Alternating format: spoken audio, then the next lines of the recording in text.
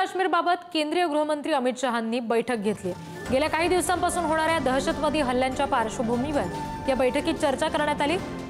बैठकीला राष्ट्रीय सुरक्षा सल्लागार अजित डोभाल सुद्धा उपस्थित होते। शिवाय उपराज्यपाल मनोज सिन्हा सुद्धा उपस्थित होते।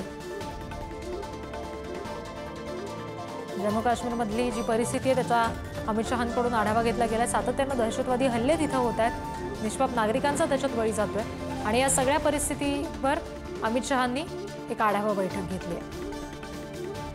प्रतिनिधी शिवाजी काळेंकडून अपडेट्स घेऊया।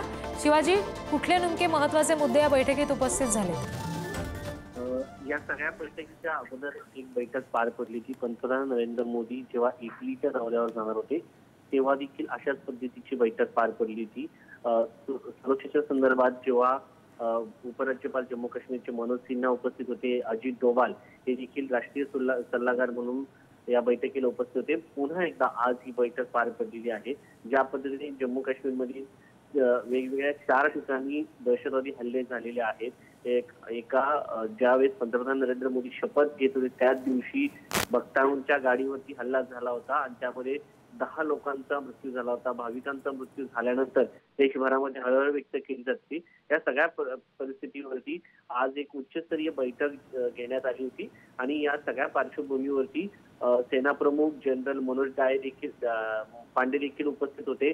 त्याच्यानंतर सेना प्रमुख म्हणून लेफ्टनंट जनरल उपेंद्र द्विवेदी, केंद्रीय गृह सचिव अजय भल्ला आणि त्याचबरोबर जे आपल्या खुफिया म्हणून ज्या संघटना या सगळ्या याच्यामध्ये काम करत असतात त्या सगळ्याच्या दृष्टिकोनातून देखील विचार या ठिकाणी केला होता। त्याचबरोबर गुप्तचर यंत्रणेचे जे प्रमुख आहेत तपन डेका यांचा देखील यामध्ये समावेश होता आणि एकंदरीत सगळ्या जम्मू काश्मीरच्या सुरक्षा व्यवस्थेचा या ठिकाणी आढावा घेण्यात आला।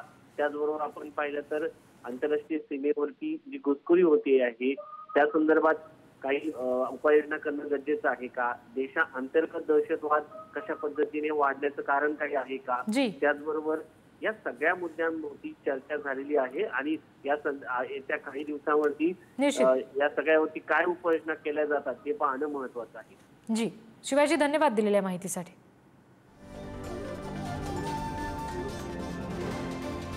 Thank you.